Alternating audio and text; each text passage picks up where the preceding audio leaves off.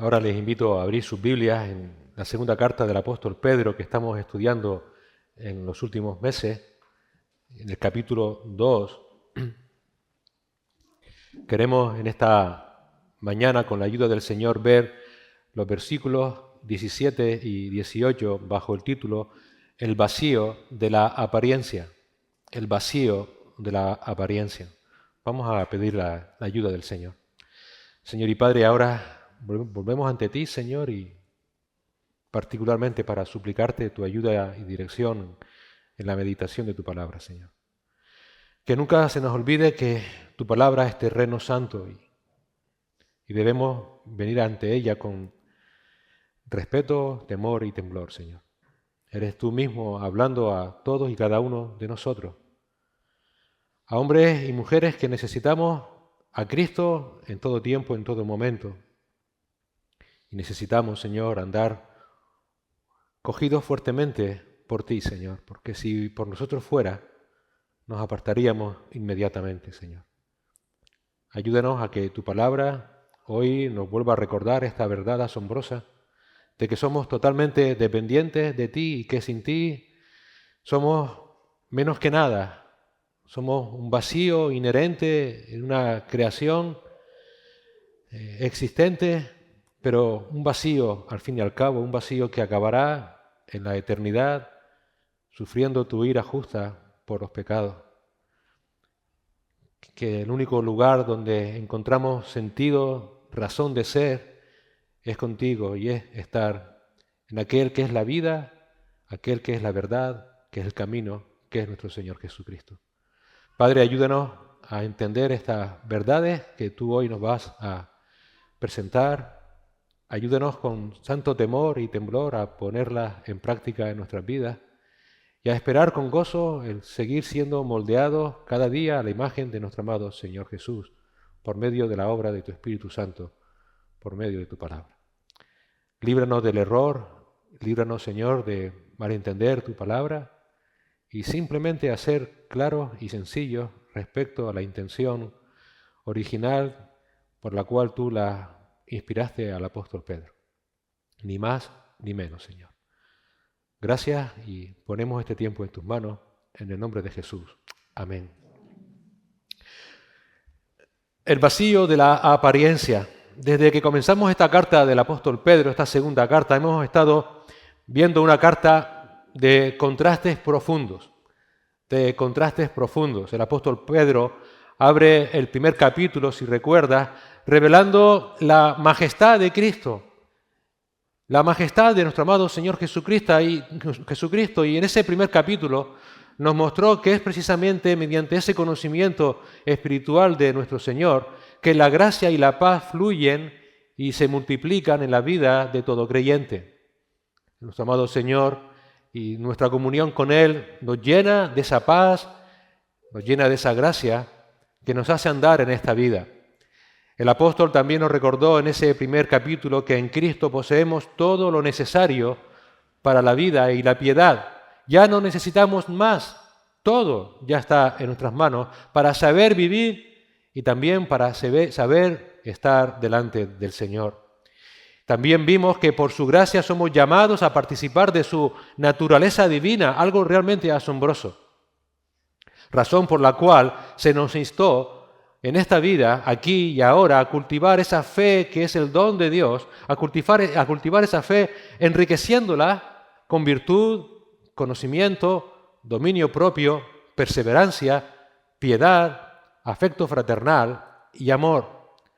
Esas cualidades que garantizan nuestro crecimiento progresivo en el Señor nos guardan de tropezar y nos aseguran la entrada al reino eterno que Cristo ganó a nuestro favor. Y finalmente, en ese primer capítulo, Pedro nos recordó que gracias a ese conocimiento de Cristo, a esa comunión con Cristo, a ese estar apegado a la gracia de Cristo, nuestra fe no descansa en fábulas ingeniosas inventadas por hombres, sino en la palabra profética más segura, una palabra que actúa como un ancla firme ante cualquier tempestad que tengamos que enfrentar en esta vida.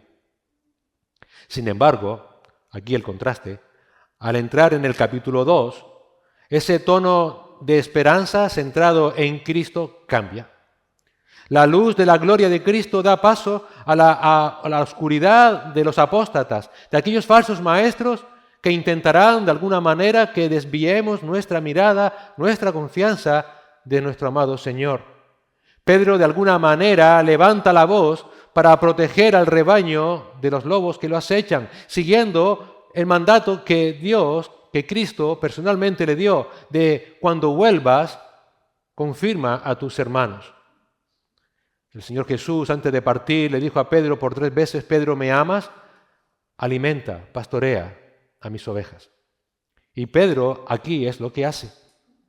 Aquí, como pastor delegado por Cristo, levanta la voz para advertirnos a todos nosotros, las ovejas del Señor: cuidado con los lobos que les acechan. Y exponiendo la verdadera naturaleza de los falsos maestros y de aquellos que también siguen sus mismas motivaciones, porque como vimos en ese capítulo 2, tristemente muchos seguirán lo que ellos dicen. Y el peligro de estos falsos maestros, de todos esos que les siguen, radica en la sutileza. Actúan bajo el velo del engaño. Se hacen pasar por creyentes, y por creyentes incluso fieles. Y el apóstol Pedro es contundente al declarar el destino de perdición que les aguarda. Porque a pesar de haber conocido la obra de Dios, como vimos la semana pasada, e incluso haber participado externamente de ella, esas personas realmente en sus corazones lo que quieren, lo que prefieren son los deleites mundanos. Y de esa manera se hunden en una deshumanización sin precedentes, al punto que, como ocurrió con Balaam, hasta los animales son más razonables que ellos. Y hoy llegamos a otro punto doloroso en esta descripción de esos falsos maestros y de todos aquellos que les siguen. Si en las semanas anteriores hemos visto la estrategia de esos falsos maestros, hoy Pedro nos mostrará su sustancia, la sustancia, o mejor dicho, la falta de ella, de esos falsos maestros. El vacío que hay en sus vidas. Y cuando alguien es vacío, poco puede aportar. Y en los versículos 17 y 18 el apóstol utiliza imágenes de la naturaleza para describir una de las realidades más tristes que existen en el mundo espiritual. Y es el vacío disfrazado de plenitud. Aquel que se cree lleno, pero que realmente está vacío por dentro. Hermanos, el mensaje del apóstol Pedro aquí es un llamado urgente a la vigilancia espiritual. Y utiliza imágenes, como veremos, de una crudeza absoluta. Va a usar el manantial sin agua en el desierto. Va a usar la bruma estéril que moja pero que no riega y que no da sustento. Todo esto representa el vacío espiritual y mortal de los falsos maestros. Pero una vez más, lo trágico no es tanto la existencia de esos falsos maestros, lo trágico es observar que siglos después la advertencia sigue siendo ignorada por muchos, que buscando vida, buscando satisfacción en este mundo, acaban atrapados en sistemas de fe que solo ofrecen sequedad, desilusión y muerte eterna. Hoy queremos preguntarnos y obtener respuesta en qué fuente estamos bebiendo como creyentes. ¿Estamos siguiendo a Cristo y su palabra más segura o nos estamos dejando seducir por palabras hinchadas de vanidad, pero que son nada, vacío absoluto? Vamos a abrir nuestra Biblia, si la tienes a mano, y vamos a ver ese vacío de la apariencia en los versículos 17 y 18. Dice así la palabra del Señor: estos, haciendo mención a los falsos maestros, estos son manantiales sin agua, bruma impulsada por una tormenta para quienes está reservada la oscuridad de las tinieblas. Pues hablando con arrogancia y vanidad seducen mediante deseos carnales por sensualidad a los que hace poco escaparon de los que viven en el error. Fíjate que lo primero que nos dice Pedro acerca del vacío de la apariencia de los falsos maestros y de los que siguen sus caminos es el vacío, la inutilidad de sus acciones, de su razón de ser, Dice Pedro en el versículo 17, estos son manantiales sin agua, bruma impulsada por una tormenta. Judas expresa exactamente ese mismo vacío inútil en Judas versículo 12. Judas dice, estos son escollos ocultos en vuestros ágapes, cuando banquetean con vosotros sin temor, apacentándose a sí mismos. Son nubes sin agua, llevadas por los vientos, árboles de otoño sin fruto, 2 veces muertos y desarraigados. Y son vacíos e inútiles porque si algo se espera de un manantial es que lleve agua, ¿no es cierto? Si no, ¿para qué sirve un manantial? Un manantial es por definición una fuente de la que debería brotar agua, da igual qué tipo de agua, pero agua al fin y al cabo. Si es fresca, mucho mejor. Si es refrescante y nos anima, muchísimo mejor. Pero al menos agua. Pero ellos son sin agua. Claro, hay que irse al contexto geográfico de Pedro, de Palestina, de aquella época, como hoy, donde había mucho desierto. Imagina que estás sediento en ese desierto. Imagina que ves a lo lejos un manantial de agua y que haces sediento, desesperado, con un sol que te castiga, corres hacia él.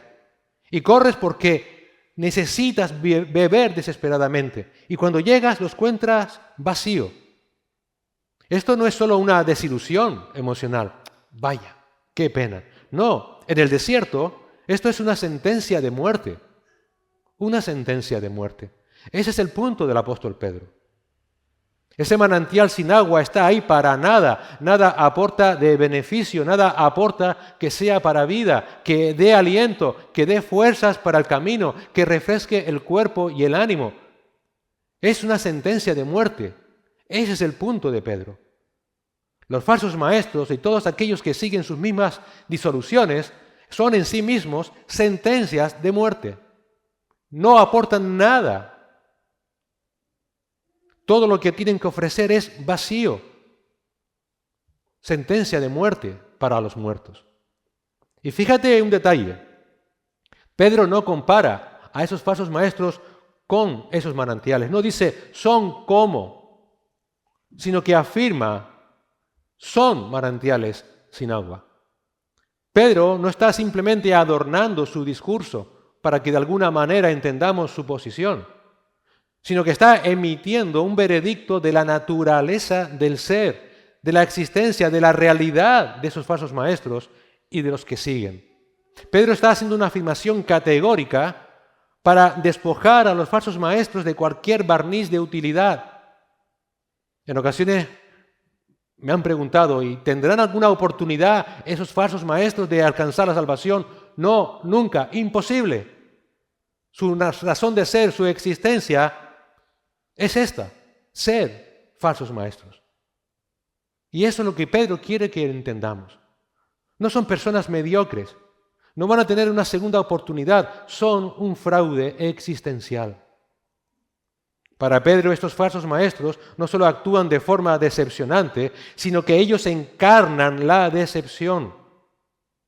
Son la decepción.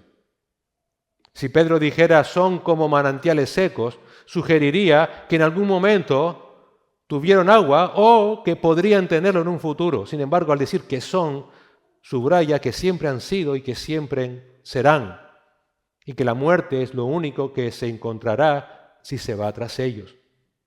Prometen vida, pero su sustancia es la muerte, sequedad. Y la realidad es contundente, queridos hermanos. Quien no posee a Cristo, como el caso de los falsos maestros, nada de provecho ni de vida verdadera jamás podrá ofrecer. Externamente, tales personas pueden desplegar un activismo incansable, exhibir una aparente sabiduría humana, aparentar piedad, aparentar una extrema amabilidad. Sin embargo, nada de todo eso logra saciar la sed espiritual de quienes carecen de esa agua viva que es Jesucristo. Por ello, Pedro es categórico al afirmar que estos no es que fallen en su misión, sino que son esencialmente vacíos porque no tienen a Cristo. Y quien no tiene a Cristo, nada tiene que ofrecer. Nada. Pedro continúa diciendo que son bruma que humedecen pero no penetran, y riegan para alimentar. Dice Pedro que son bruma o nubes, si tienes la versión de la Reina Valera, impulsada por una tormenta. Una vez más, Pedro no compara, afirma. Esas personas son bruma. Bruma es la traducción más correcta, por eso la estoy usando. ¿Qué es la bruma? La bruma es esa neblina o ese manto de millones de pequeñísimas gotas de agua que son como esas nubes bajas. Y esa bruma es realmente un fenómeno engañoso. En el contexto, una vez más, del desierto de Israel, de Palestina, que es muy árido, esa bruma suele aparecer por las mañanas. Y eso quizás podría despertar la ilusión o la esperanza del agricultor al ver que esa bruma venía hacia su terreno. Pero esa bruma es tan liviana, que puede humedecer la superficie, puede humedecer las rocas, las piedras, la ropa de la persona, la piel de la persona, pero no tiene ni peso ni consistencia para penetrar en la tierra, para llegar hasta las raíces de las plantas y alimentarlas. No tienen esa capacidad. Además dice Pedro que esas brumas no solo no penetran, no alimentan, sino que son impulsadas por un torbellino, por una tormenta. Esto, Pedro no se refiere a una brisa suave, es un viento violento, repentino, caótico. Esto hace que la bruma, aparte de no tener en sí misma capacidad de mojar, es que además ante ese viento se disipa, se evapora inmediatamente. Su existencia es temporal. No solo es inútil, es caótica. Hermanos, debemos entender que los falsos maestros y aquellos que siguen sus mismas disoluciones solo emocionan por un instante. Pero al final, sus enseñanzas, sus vidas, solo conducen al caos y a la confusión. Ese es el punto de Pedro aquí. Sus vidas, sus ejemplos, son inútiles porque no guían a la verdad, porque están cambiando continuamente, son impulsados, como diría el apóstol Pablo, en Efesios 4:14, son impulsados por todo viento de doctrina. Son impulsados por las modas teológicas, pero también por sus propios deseos pecaminosos o incluso por las propias presiones de la cultura. Son esclavos de las tormentas de sus propios corazones no regenerados. Y ese mismo caos que tienen en su interior, pero que revisten de espiritualidad, es lo que ofrecen a otros. Pero esa espiritualidad que se queda en la superficie, que puede emocionar por un instante, que puede conmover por un momento, no transforman la vida de las personas. Porque solamente Cristo lo puede hacer. Porque solo su evangelio penetra hasta lo más profundo. Por eso la palabra habla de la palabra como esa espada de doble filo que penetra hasta lo más profundo de nuestros corazones y discierne nuestros pensamientos. Lo que dicen estas personas, lo que hacen y que aparentemente es deslumbrante a nuestros ojos, no sirven de nada. Solo crean caos, confusión. Solo crean una fe superficial que con el tiempo acaba desapareciendo ante el menor contratiempo. Se evaporan como si esa fe jamás hubiera existido. ¿Por qué? Porque nunca fue cimentada en la roca que es Cristo. Y si estos falsos maestros y los que les siguen solo ofrecen vacío y solo ofrecen inestabilidad, su fin, y es el contraste que hace aquí Pedro, su fin es la llenura permanente y densa de la oscuridad eterna. Pedro sigue diciendo en este versículo 17, para quienes está reservada la oscuridad de las tinieblas. Esta frase aquí es estremecedora y repito, Pedro aquí está queriendo contrastar el vacío, la inestabilidad de la vida de esos falsos maestros y de todos los que les siguen con la llenura permanente y estable y densa de la oscuridad eterna que les espera. Judas tampoco se queda atrás cuando dice en el versículo 13 de su carta, son olas furiosas del mar que arrojan como espuma su propia vergüenza, estrellas errantes para quienes la oscuridad de las tinieblas ha sido reservada para siempre. Esta frase, oscuridad de las tinieblas, que repiten ambos autores, se debiera traducir mejor la negrura espesa de las tinieblas. Esa es literalmente la frase, negrura espesa de las tinieblas. Pedro quiere transmitirnos aquí como si esa oscuridad se pudiera tocar. Es una tiniebla palpable, llena. Hay que entender también el contexto cultural de la época. En la mitología y en la literatura griega se usaba esta expresión para describir el inframundo más profundo. Es una oscuridad que no solamente impide ver, sino que se siente permanentemente. Es opresiva, aplasta con una presión infinita y constante. Es el grado máximo de la privación de la luz de Dios. Es el grado máximo de la presencia constante y plena de la ira de Dios. Esa gente tiene ese destino. Esta presencia infinita de la ira de Dios está reservada para esos falsos maestros y para todos aquellos falsos creyentes que les siguen. El verbo estar reservada no da lugar a opciones, no da lugar a posibles cambios de última hora, como cuando cambiamos el vuelo de una hora a otra, de un día a otro. Ya es seguro, ese billete está cerrado, está confirmado. O coges ese avión o coges ese avión, ese es el punto. Está en un tiempo perfecto, lo cual indica una acción ya completada con efectos permanentes. El juicio para esas personas no es una posibilidad. Ya ha sido reservado, ya está bajo llave, simplemente esperando que Cristo vuelva y abra o mueva esa llave para que dé lugar el juicio. Qué horrible, hermanos, qué horrible es ser un falso maestro o un falso creyente. Qué horrible es haber conocido a Cristo y haber preferido elegir el mundo como hicieron estas personas.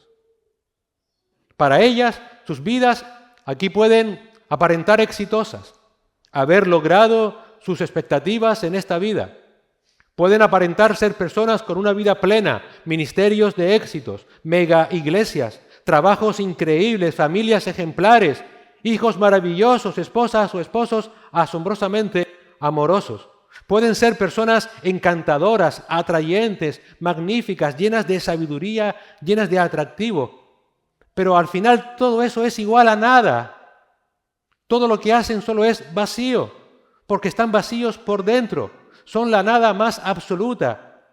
Crean falsas esperanzas y caos y son totalmente inútiles. Y su futuro no es para nada más esperanzador.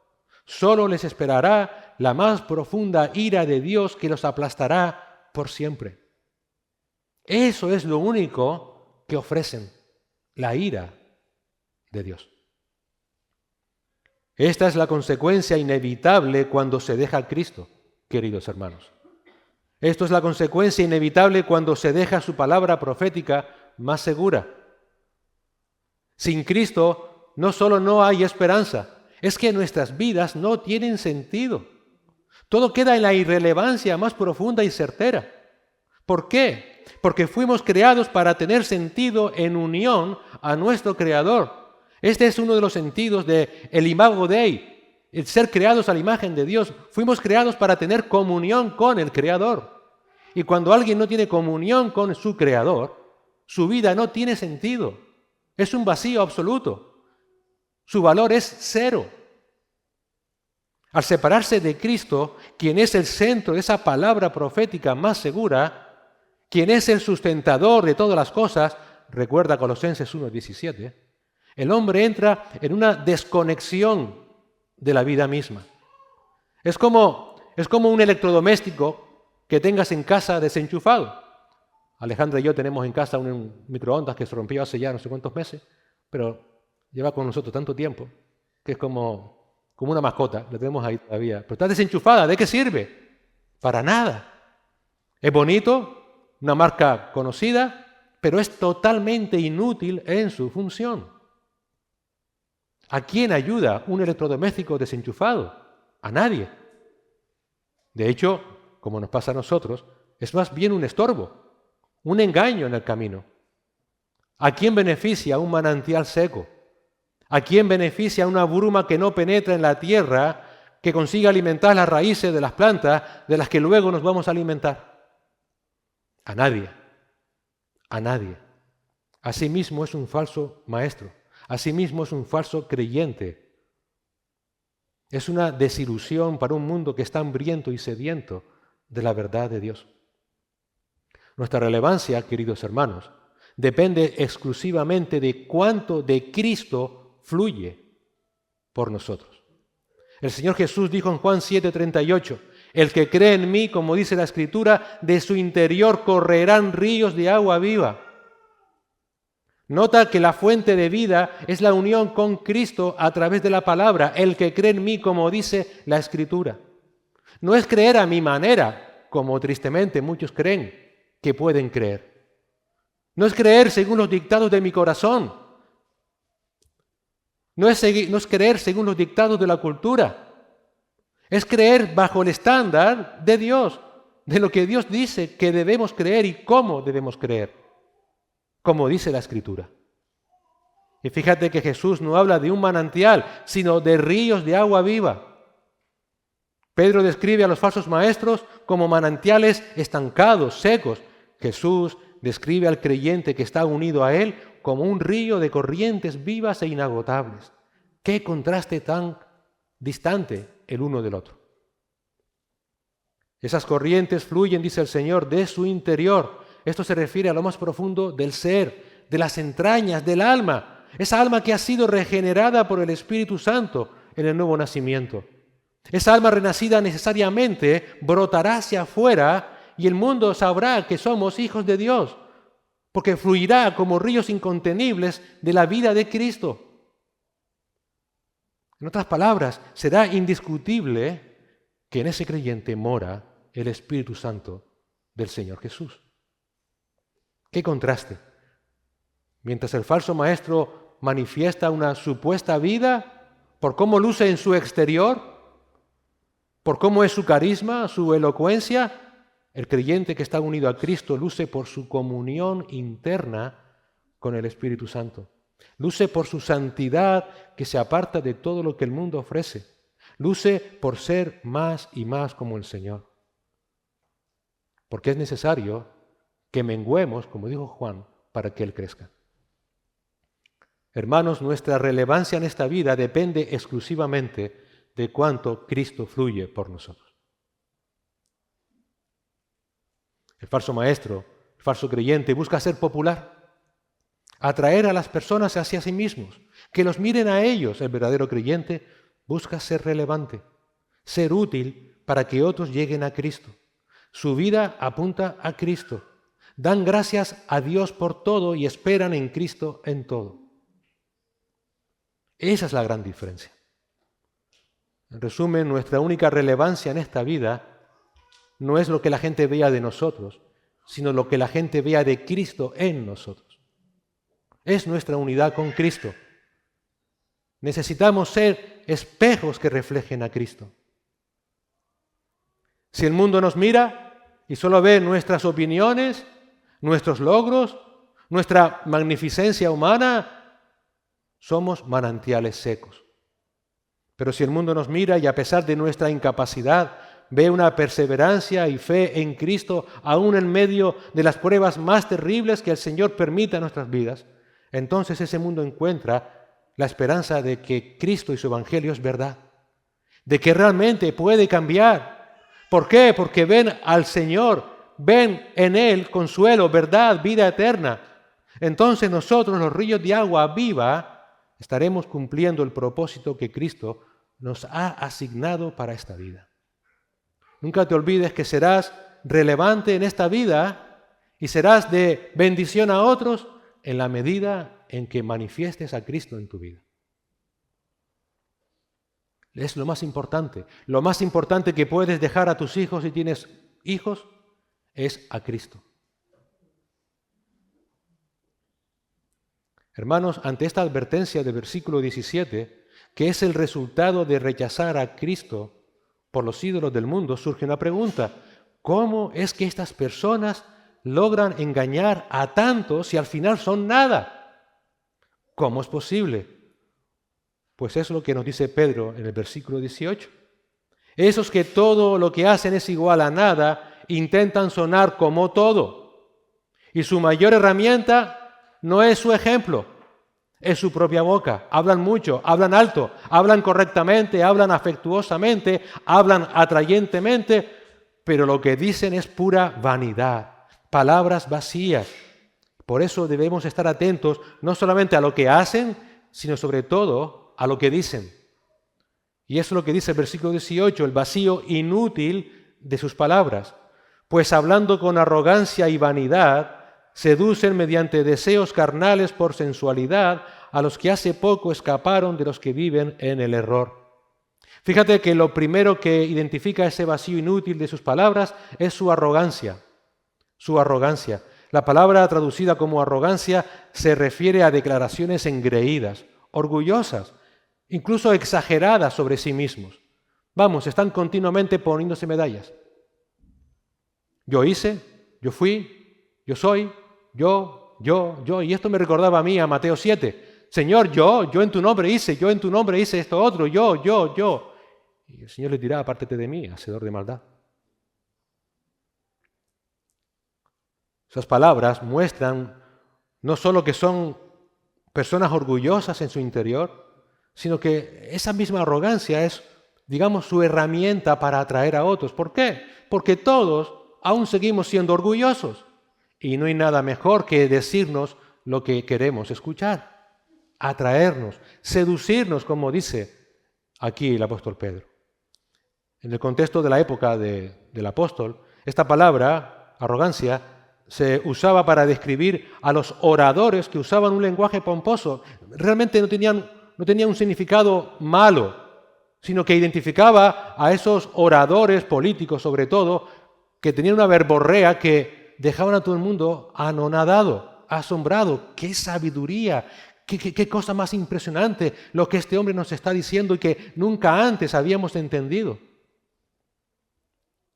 Palabras rebuscadas que parecen ser más profundas de lo que realmente son. Un lenguaje grandilocuente que busca impresionar a la audiencia por el estilo y no mediante la verdad. Así que la intención de Pedro es mostrar que estos falsos maestros se presentan como los poseedores de una libertad superior, de un conocimiento secreto. La arrogancia es su motor.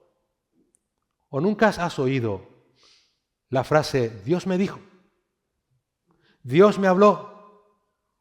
Suelen ser coletillas muy usadas por los falsos maestros, como si solamente ellos tuvieran ese conocimiento.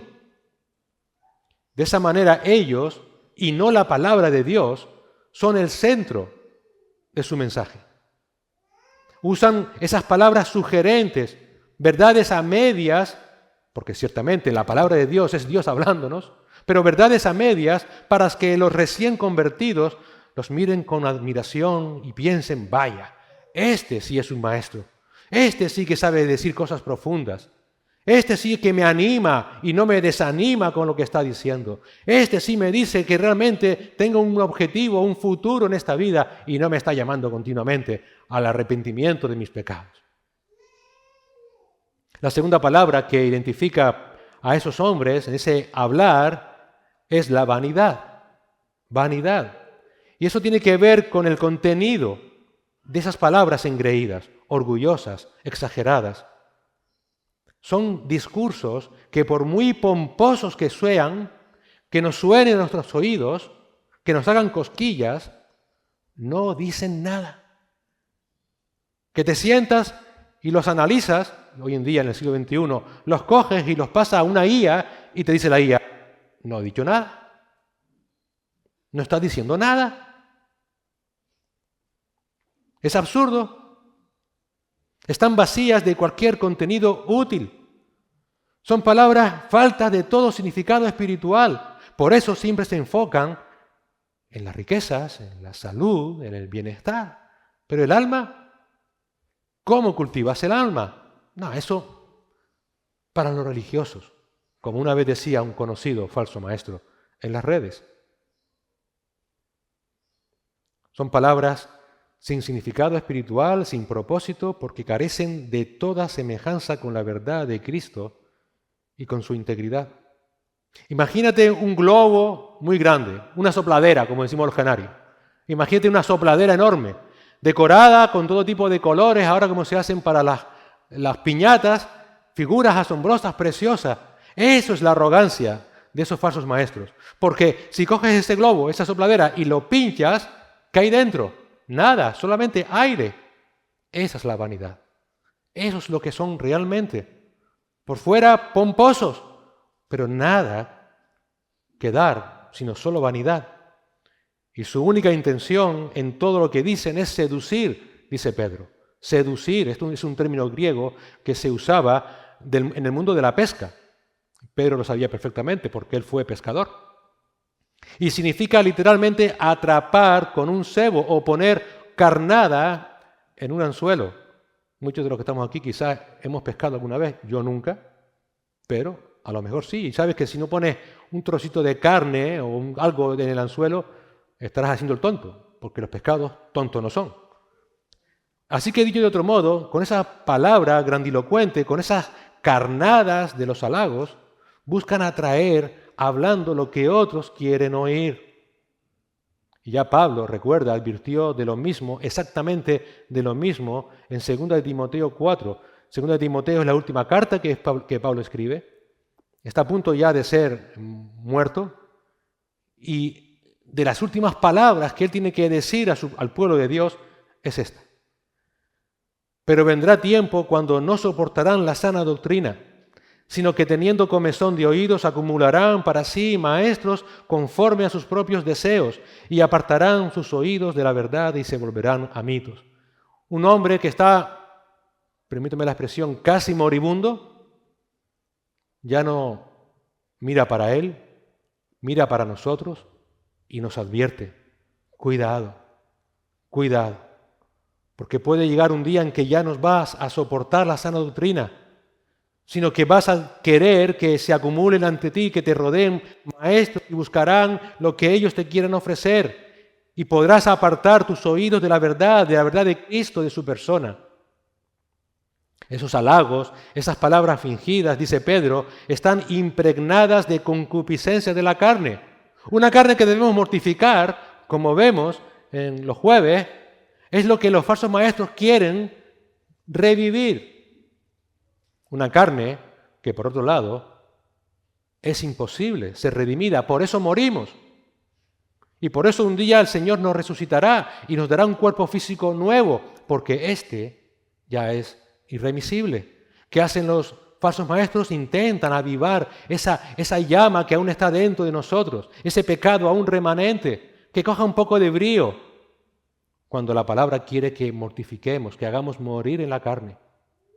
Porque las obras de la carne contienden con las obras del Espíritu, dice Pablo. Seducen, dice Pedro, mediante deseos carnales por sensualidad.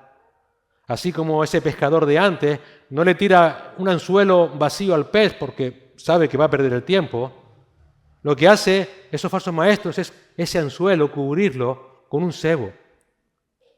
No presentan la herejía, no presentan las mentiras, no presentan las decisiones malvadas de forma repulsiva que te des cuenta y digas, qué asco, no quiero eso.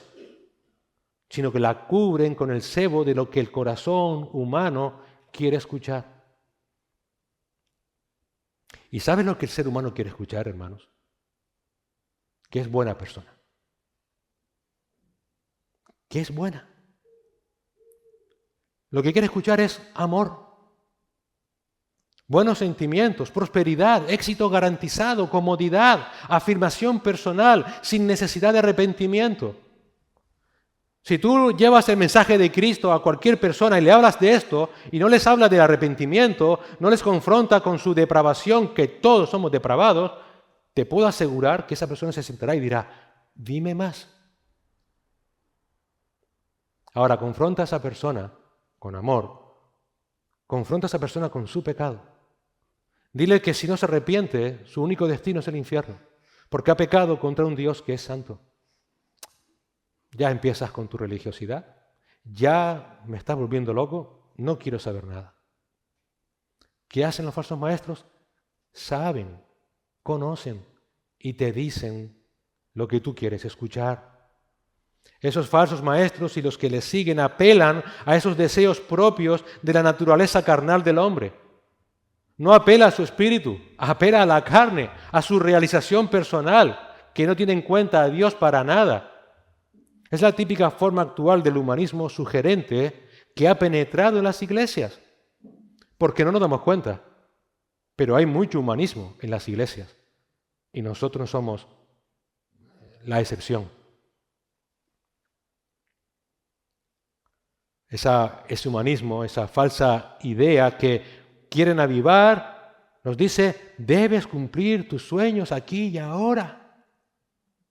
Tú puedes decretar tu mejor vida hoy. Tienes derecho a conseguir todo lo que tu corazón anhela en este mundo. ¿Qué quieres? Búscalo, consíguelo.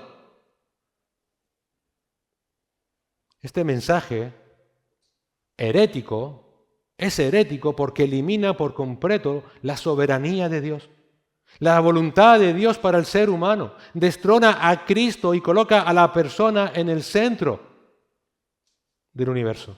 Dios deja de ser el Señor soberano al que nos sometemos, el cual tiene un plan para nuestras vidas, en ocasiones glorioso y maravilloso, humanamente hablando, en ocasiones no tanto por la dureza y las pruebas de la vida, pero al fin y al cabo la voluntad de Dios, lo mejor para nosotros.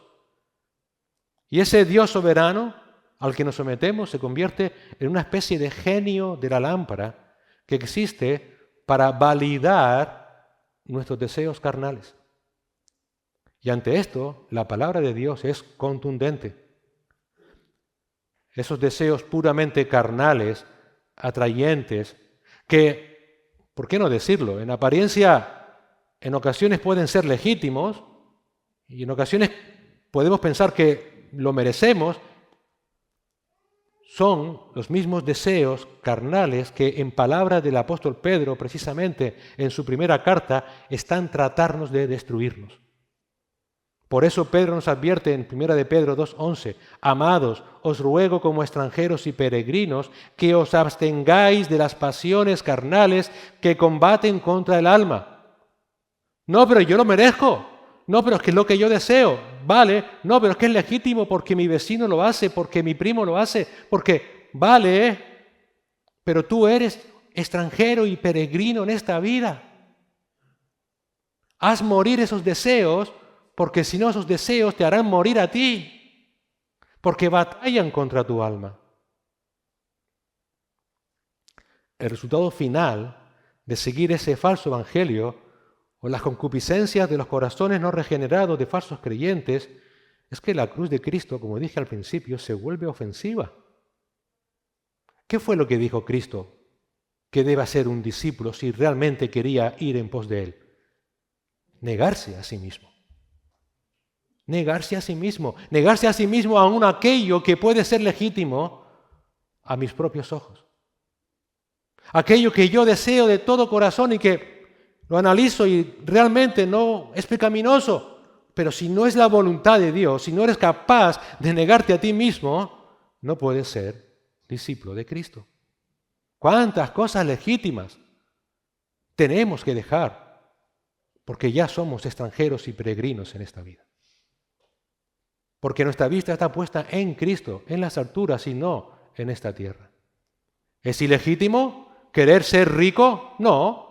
¿Es ilegítimo tener un matrimonio maravilloso, asombroso y siempre de fiesta y jolgorio? No. Pero si no es la voluntad para mi vida, Señor, sosténme, ayúdame, guíame, no me sueltes. Ayúdame a negarme a mí mismo, porque es lo que tú quieres para mí. En cambio, el falso maestro, los falsos creyentes que dicen, siéntete orgulloso de ti mismo, exígele a Dios lo que mereces. El Evangelio verdadero de Jesucristo te llama a morir a tus pasiones para que vivas para la voluntad de Dios. Y hermanos, ciertamente no es fácil, pero es lo mejor. El falso evangelio te llama a alimentar tus pasiones para que construyas tu reino en la tierra, olvidando que esos mismos deseos te están matando por dentro. Y esta antítesis absoluta del Evangelio es la que se está apoderando de muchas iglesias en la actualidad. Y cuando digo iglesia no digo institución, digo personas. Eso es lo que se está apoderando de miles de supuestos cristianos. Y por esta razón las iglesias se llenan de falsos convertidos. Pastor MacArthur dice a este respecto, citando un artículo de Charles Finney que se titulaba Dominar el arte de la predicación para no convertir a nadie, que hay muchas maneras de cómo hoy en día en las iglesias se predica para estar seguros de que nadie se convierta. Y parafraseo solamente algunas de esas maneras que hoy día siguen sucediendo. El artículo que escribió este hermano Finney fue a finales del siglo XIX. No hay nada nuevo debajo del sol. 10 maneras, simplemente 10 maneras, había muchas más. Primera, llama a tu congregación a que su motivo de vida supremo sea asegurar su propia felicidad y éxito. Si predicas de esa manera no vas a decir nada que pueda ofender, y si no ofendes, no puedes convertir a nadie. Segundo, apunta a tu congregación a que complazcan los deseos de sus corazones, en lugar de llamarlos a la santidad. Tercero, haz que tus sermones sean literarios, floridos, ornamentados, para que nadie detecte la falta de contenido doctrinal. Cuarto, evita predicar doctrinas que sean ofensivas para la mente carnal. Trata con el pecado en abstracto y no hagas alusión a los pecados de tu audiencia. Quinto, predica la salvación por gracia, pero no hables de la condición condenada, perdida y depravada del pecador, para que no entiendan qué quiere decir la gracia y no sientan su necesidad de ella. Sexto, no apeles al temor de Dios, sino deja la impresión de que no tienen razón para temer, ya que Dios es amor y los ama tal como son. Séptimo, predica el amor de Dios, pero ignora la santidad de ese amor. 8. No reprendas las tendencias mundanas de la iglesia para que no hieras sus sentimientos. 9. Causa la impresión sobre los pecadores de que su propia seguridad y felicidad es el motivo supremo de su fe. Y 10. Y asegúrate de que no digas nada a ninguno de tus oyentes para degradarlo a él o a ella. Solamente diles lo que es halagador. Estas y muchas otras son las palabras llenas de nada, de vanidad, de las que Pedro habla aquí, que llenan bancos, sí, que convencen las mentes, posiblemente, que regenera corazón, no. Ni regeneran, ni convierten, ni cambian vidas. Por eso las iglesias se han llenado de falsos creyentes. Y esos falsos maestros o creyentes saben a quiénes afectar. Pedro continúa diciendo al final del versículo 18 que intentan seducir a los que hace poco escaparon de los que viven en el error. Esos falsos maestros, animales, recuerda, irracionales, deshumanizados, atacan siempre a los miembros más débiles. Así hacen los falsos maestros, centran su atención en los nuevos creyentes que no han tenido suficiente tiempo para crecer en la gracia y en el conocimiento de la fe en Cristo. Ellos son el objetivo principal. Son creyentes que han escapado del error, pero que aún no se han establecido firmemente en la verdad. Siguen con dudas, el mundo les sigue atrayendo de alguna manera y son débiles en cuanto a dejarse arrastrar. ¿Y qué les dice? No pasa nada, ven aquí, ven, no está tan mal lo que has hecho. Ánimo, sigue, tienes derecho a seguir por ese camino. ¿De verdad? ¿No he pecado contra Dios? ¿No he hecho nada indebido? No. Por favor, Dios quiere que seas feliz.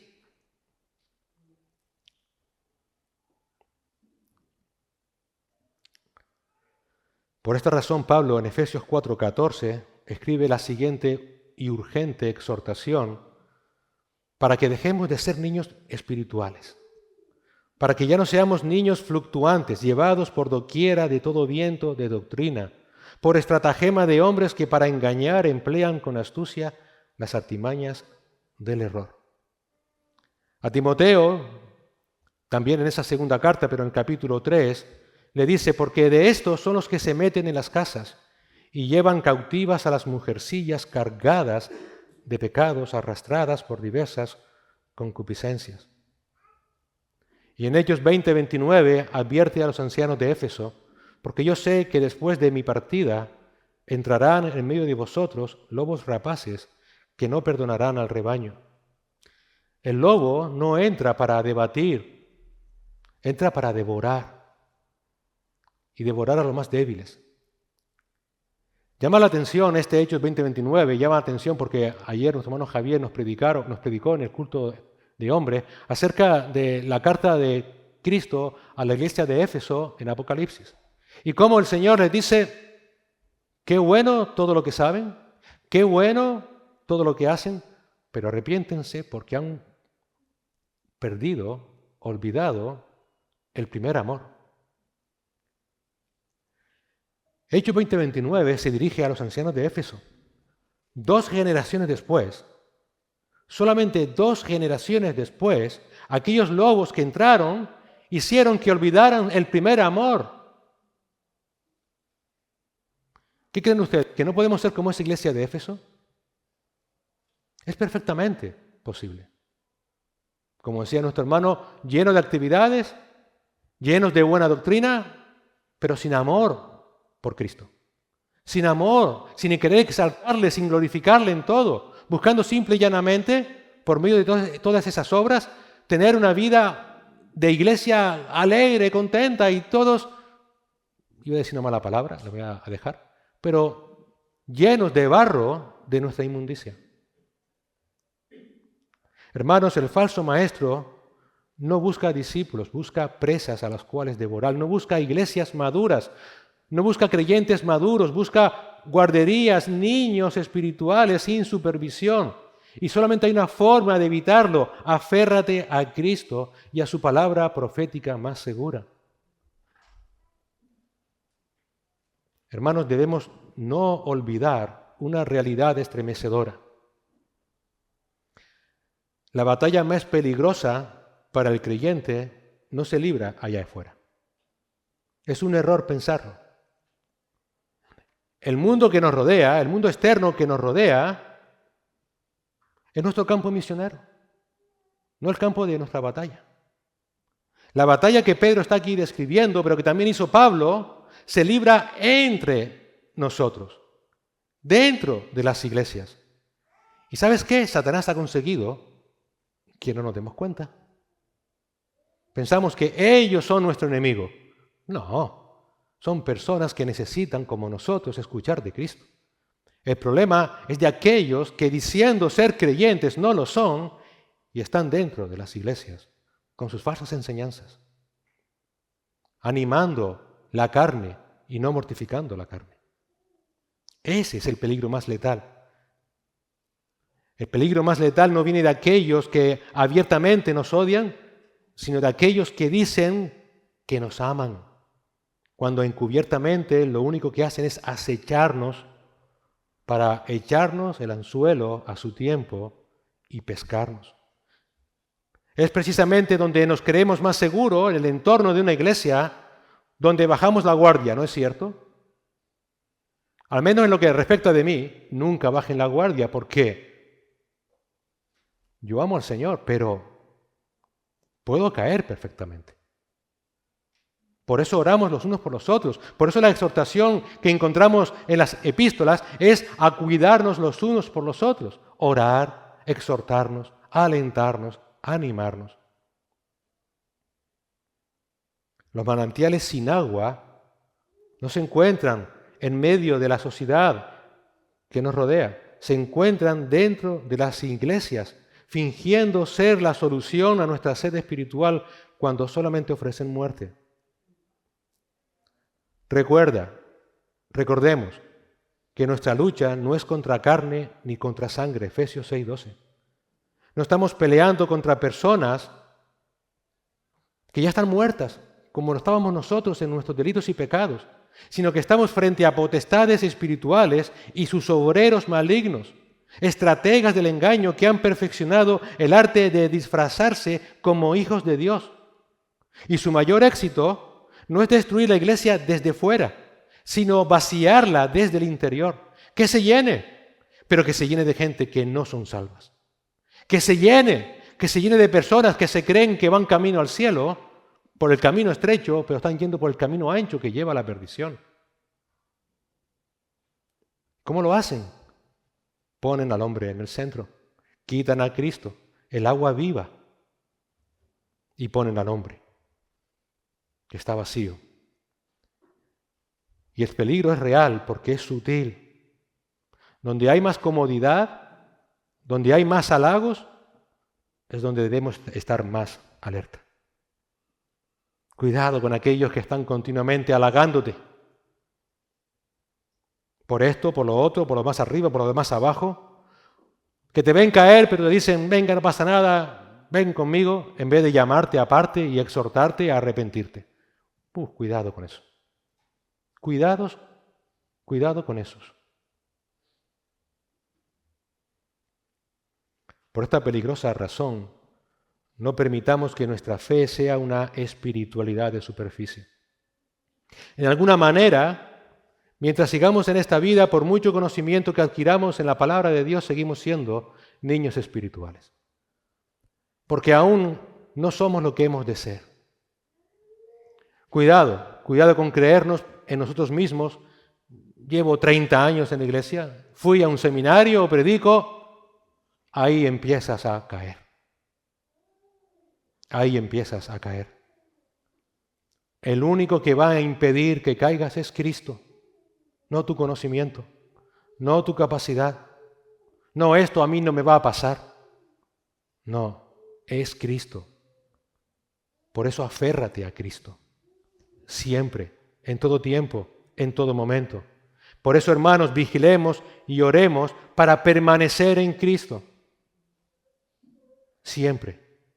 Porque la única forma de escapar de la nada es aferrarnos al único que tiene sustancia. Perdonen la expresión, la única que se me venía a la cabeza. Al único que tiene sustancia, que es Cristo. Cristo no es una opción más de vida. Él es la vida misma. Sin Cristo no hay nada. Fuera de Él no hay otra vida para vivir. Solamente un proceso de evaporación espiritual que se dirige hacia la oscuridad. Sin Cristo, el hombre es una cadena de hechos sin sentido que acaba en la irrelevancia. Es una nube que promete mucho, pero que no es nada, un manantial seco. Eso es el hombre sin Cristo. Pero en Cristo, incluso el más sencillo de los creyentes tiene un peso de gloria que la muerte jamás podrá borrar. No seas bruma que se disipa. No seas manantial seco. Llénate de Cristo. Que Él corra por tu interior como esos ríos de agua viva. Sé como ese árbol plantado junto a corrientes de agua que a su tiempo dará fruto. Crece en el conocimiento de nuestro Señor. Aférrate a su palabra. De esa manera y solamente de esa manera, cuando venga el lobo con sus palabras hinchadas, lo puedas reconocer y lo reconocerás porque no será la voz del buen pastor, Jesucristo.